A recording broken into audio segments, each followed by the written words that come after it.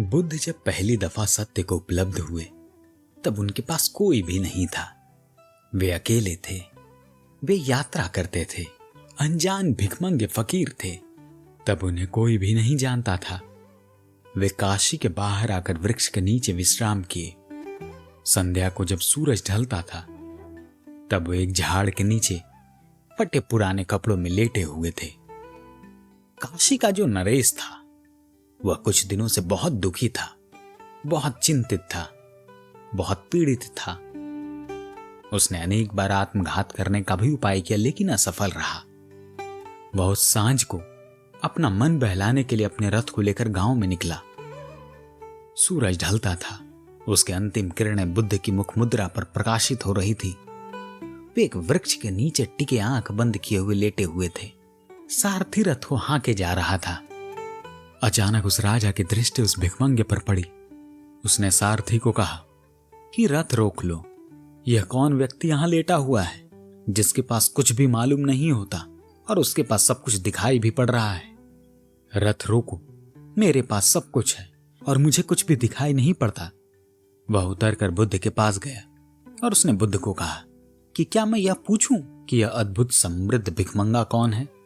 जो शब्द हैं वे यह हैं कि अद्भुत समृद्ध भिखमंगा कौन है?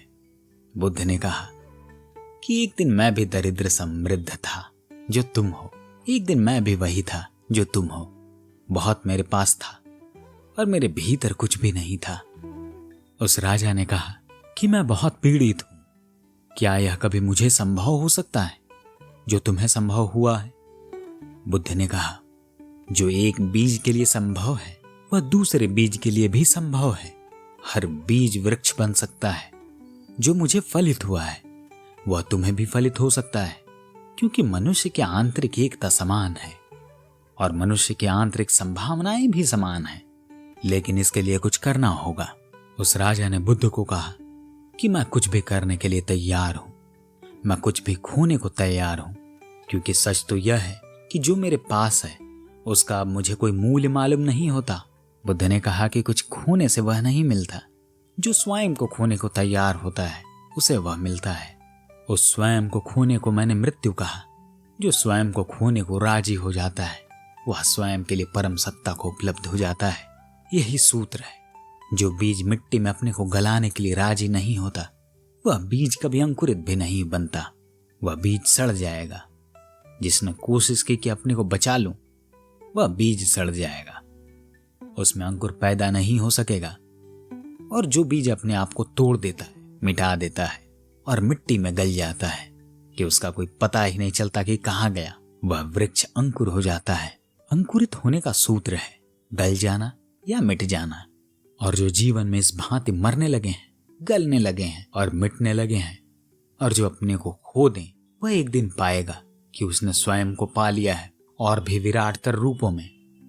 बूंद बूंद की तरह खो जाती है और सागर बन जाती है। व्यक्ति जब व्यक्ति की तरह अपने को खो देता है तो वह परमात्मा हो जाता है। ईश्वर आपको यह सौभाग्य दे कि आप मर सकें। मरने के पहले जो मर जाते हैं वे लोग धन्य भागी हैं। और अगर यह विचार पसंद आए हो तो चैनल को सब्सक्राइब करना ना भूलें और अपने दोस्तों और फैमिली के साथ शेयर जरूर करें। जिन लोगों ने सुपर चैट किया है उन लोगों को तहे दिल से शुक्रिया। धन्यवाद।